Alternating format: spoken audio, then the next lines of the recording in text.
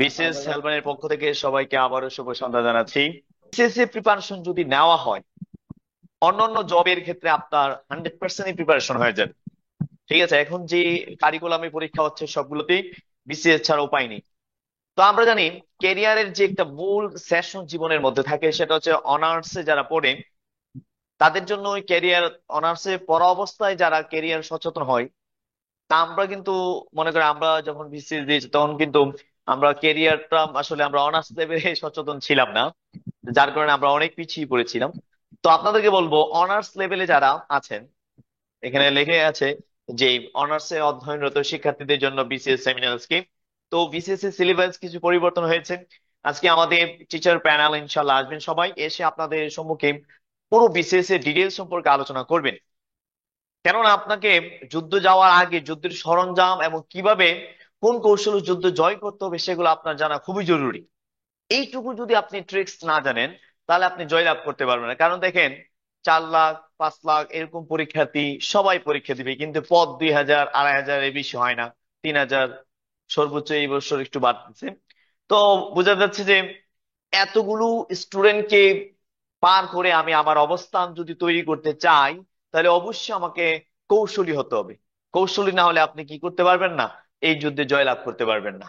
তো আসলে এই যুদ্ধে কারা জয়লাভ করতে পারবে এবং কারা আপনাকে পরামর্শ দিচ্ছে, এটা খুবই ইম্পর্টেন্ট একটা বিষয়। যেমন আপনাকে একটা কথা বলি, এখানে যারা বিসিএস ক্যাডার আছেন তারা জানেন কোন কৌশলে আপনি পড়লে, কিভাবে পড়লে, কতটুকু পড়লে কি কোন কোন বিষয় আপনাকে পড়তে হবে, জানতে হবে। সেগুলো জানলে আপনি কিভাবে প্রথম ধাপ, দ্বিতীয় ধাপ, তৃতীয় ধাপটা পার হতে পারবেন। এরকম এই জার্নি গুলো সবাই করে আসছে এবং সবাই সফলতার সাথে উত্তীর্ণ হয়েছে। তো এখানে আমাদের টিচার প্যানেল আলহামদুলিল্লাহ এই মুহূর্তে আমাদের সম্মুখে কথা বলবেন বিসিএস হেল্পলাইনের কর্ণধার, আহ, যিনি অসংখ্য বিসিএস ক্যাডারের টিচার, সম্মানিত আরাফাত স্যার, আপনাদের সাথে কথা বলবেন। আসসালামু আলাইকুম। সবাইকে স্বাগত জানাচ্ছি। অনার্স এর শিক্ষার্থীদের জন্য যারা একেবারে অনার্স ফার্স্ট ইয়ার থেকেও হয়তো এখানে আমাদের সাথে আছেন, অনার্স এর second year, third year, fourth year বা অধ্যয়নরত শিক্ষার্থীদের জন্য আমাদের পূর্ব ঘোষিত একটা সেমিনার।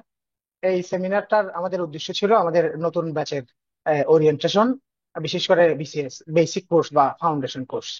এই সেমিনারটাতে আমরা মূলত তুলে আনার চেষ্টা করব প্রিলি এবং রিটেন কম্বিনেশন, অর্থাৎ how to take preparation with the combination of both prelim and written syllabus. তো আজকে আমাদের এই যে বিসিএস হেল্পলাইন প্ল্যাটফর্ম, এই প্ল্যাটফর্মটা মূলত একটা বিসিএস ক্যাডারদের প্ল্যাটফর্ম। এখানে শতভাগ শিক্ষক বিসিএস ক্যাডার কর্মকর্তারাই আপনাদেরকে দিক নির্দেশনা প্রদান করে। ডিটেইল আলোচনায় আমরা আসবো। আমাদের শিক্ষক প্যানেলের কয়েকজন শিক্ষক আমাদের কাছে আজকে আমাদের এই মঞ্চে উপস্থিত হয়েছেন। আহ, ধারাবাহিকভাবে আরো দুই একজন শিক্ষক এই সেশনের সঙ্গে যুক্ত হবেন। তো স্যারদের আমরা সংক্ষিপ্ত কথা শুনবো প্রোগ্রামটাতে। আমাদের কথা বা আমাদের আলোচনার মূল ফোকাসটা থাকবে, একেবারে সকল বক্তাই একই কথাগুলো তুলে আনবেন।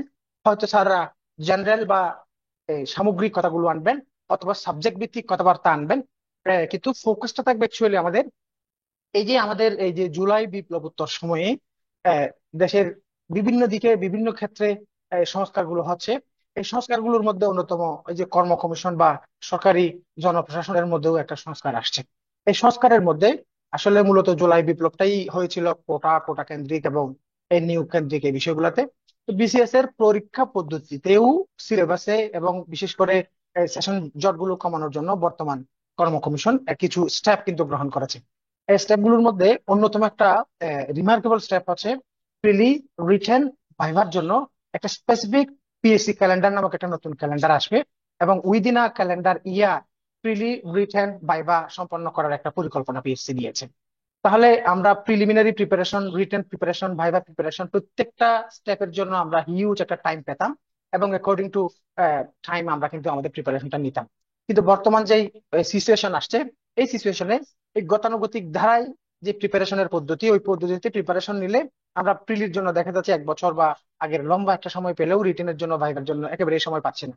তার কয়েকটা প্রমাণ দেখাই। প্রথম প্রমাণ হচ্ছে 47তম বিসিএস এর সেপ্টেম্বরের 19 সেপ্টেম্বর 47 প্রিলি হবে, এবং অক্টোবর এবং নভেম্বরে গিয়ে এখানে রিটেন পরীক্ষার তারিখটা অলরেডি ঘোষণা করা হয়েছে।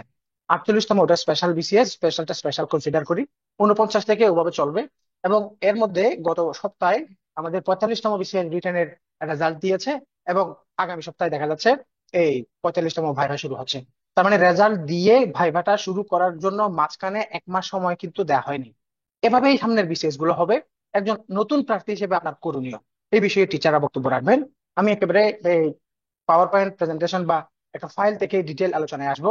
প্রথমে আমরা সাবজেক্ট ইনস্ট্রাকটিভ বক্তব্যগুলো শুনবো। তো এখন প্রথমে আমি রিকোয়েস্ট করব আমাদের আদনান ইউসুফ স্যারকে। আদনান ইউসুফ স্যার হচ্ছেন আপনাদের বিজ্ঞানের শিক্ষক। স্যারের ইন্ট্রোডাকশন আমি দিয়েছি। এখন আদনান ইউসুফ স্যারকে বলবো আপনাদের উদ্দেশ্যে বক্তব্য উপস্থাপনের জন্য।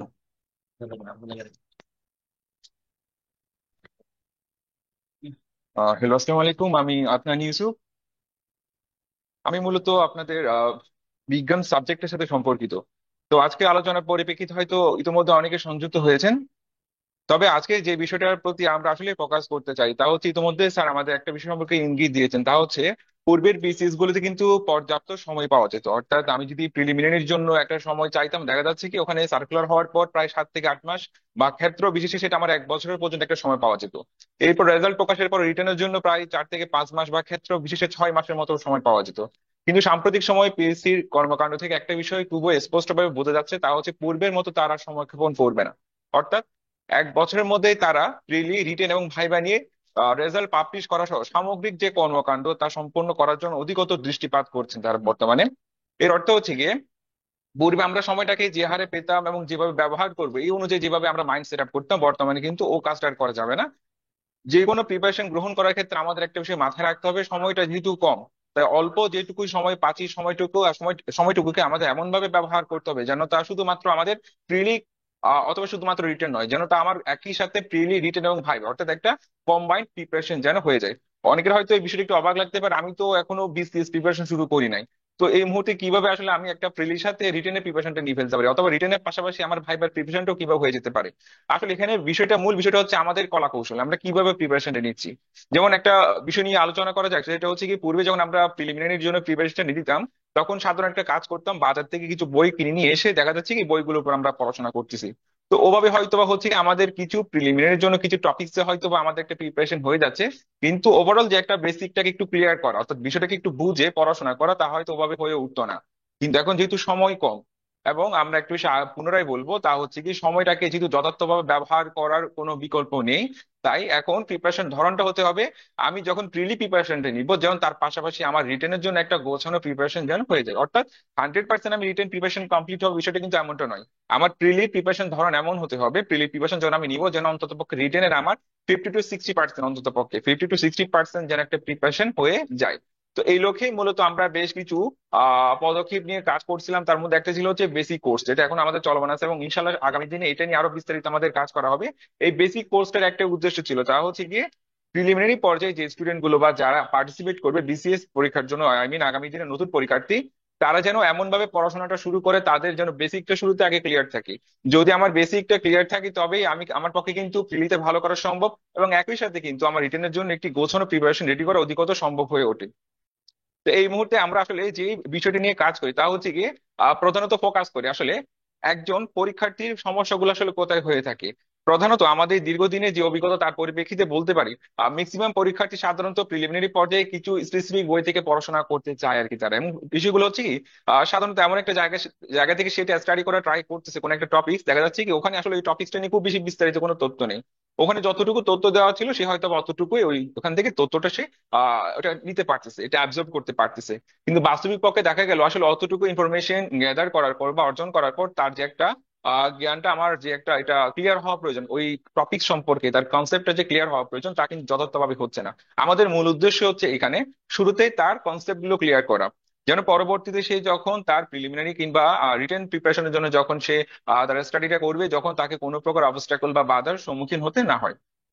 আর এক্ষেত্রে আমাদের কোর্সের কিছু ভাগ আছে, এবং এই কোর্সগুলোকে আমরা এমন ভাবে ডিজাইন করলাম যেন একজন পরীক্ষার্থী, এই যে বললাম পূর্বে অল্প সময়, এখন সময়টা তো খুব বেশি নয়, অল্প সময় পাওয়া যায়, এই অল্প সময়ের মধ্যে যেন সে একটা গোছানো প্রিপারেশন সম্পন্ন করতে পারে। আর এই বেসিক কোর্সে প্রধানত আমরা হচ্ছে গিয়ে বোর্ড বই কিংবা যে বেসিক বইগুলো এনসিটিবি বলি বা অন্যান্য কর্তৃপক্ষ থেকে দেওয়া হয়ে থাকে, সেই বইগুলোর উপর আমরা অধিক ফোকাস করে থাকি। আর এই ক্ষেত্রে কিছু পদক্ষেপ আমরা সাধারণত নিয়ে থাকি। সাধারণত আমাদের এই প্রিলিমিনারি পর্যায়ে হলো এখানে আমাদের একটা রিটেন প্রিপারেশন যেন গোছানো হয়ে যায়, এই জন্য আমরা কিছু নোট আকারে স্টাডি করানোর সুযোগ দিই স্টুডেন্টদেরকে। এবং যেই পরীক্ষাগুলো নিয়ে থাকি তা অনেকটা বলতে গেলে রিটেন প্রিপারেশনের মতোই, অর্থাৎ তার প্রিপারেশন ধরনটা হবে রিটেনের মতো, এবং এই প্রিপারেশনের মধ্য দিয়ে তার প্রিলিমিনারি এবং রিটেন উভয় প্রস্তুতি সম্পন্ন হবে। এবং একই সাথে ইনফরমেশন গুলো যেহেতু আমরা অনেকটা বলতে গেলে ক্লারিফাই করার উপরে অধিক বেশি মনোযোগ দিয়ে থাকি, তো এখান থেকে কিন্তু তাদের ভাইবার জন্য যে কনসেপ্ট গুলো ক্লিয়ার করা প্রয়োজন তার ক্ষেত্রেও তারা কিন্তু একটা এখান থেকে সহায়তা লাভ করে। আর ওভারঅল একটা কথা আমার আবার পুনরায় বলতে হবে, পূর্বের মতো আগে যেভাবে পরীক্ষার্থীরা প্রিপারেশনটা নিত, আগামী দিনে যে পরীক্ষার্থীরা আসবেন বিসিএস প্রিপারেশন নেওয়ার জন্য, আপনারা কিন্তু ওই পদ্ধতি বা পলিসি গুলোকে কিন্তু হুবহু ওইভাবে আর ফলো করতে পারবেন না। যেহেতু আপনারা সাম্প্রতিক সময় দেখতে পাচ্ছেন, একটু আগে স্যার বললো, এখন রেজাল্ট গুলো কিন্তু খুব দ্রুত দেওয়া হচ্ছে এবং আগামী দিনে কিন্তু এই পদ্ধতিগুলো অনুসরণ করা হবে। তো আপনারা যদি পূর্বের পরীক্ষার্থীদের মতো করে সেই স্ট্র্যাটেজি বা কলা কৌশল গুলো ফলো করতে যান, তাহলে দেখবেন কি আপনাদের অনেক জায়গায় হয়তো ঘাটতি থেকে যাবে, সময়টা নষ্ট হবে। পরবর্তীতে যখন পরীক্ষাটা কাছে চলে আসবে তখন দেখা যাচ্ছে কি আফসোস করা ছাড়া আসলে খুব বেশি কিছু করা থাকবে না। তো এই ক্ষেত্রে আমাদের সাজেশনটা হচ্ছে কি আপনারা বেসিক কোর্সের মাধ্যমে, অর্থাৎ আপনাদের বেসিক কনসেপ্টটা ক্লিয়ার করার মাধ্যমে প্রিপারেশনটা শুরু করেন। তাহলে হইলো কি আপনাদের যেমন প্রিলিমিনারিটা কনসেপ্টটা ক্লিয়ার হয়ে যাচ্ছে, একই সাথে রিটার্নের একটা গোছানো প্রিপারেশন হয়ে যাচ্ছে, যা কিনা পরবর্তীতে আপনাদের এই যে ছোট্ট যে একটা সময় তার মধ্যে একটি গোছানো প্রিপারেশন নিতে অধিকতর আপনাদের সহায়তা করবে। আমার মূল বক্তব্য এতটুকুই। আর আমার সাথে অন্যান্য স্যাররাও আছেন, আশা করি ওনারাও অনেক বেশি সাজেস্টিভ আপনাদের পরামর্শ দিবেন এবং এখান থেকে আপনারা উপকৃত হবেন।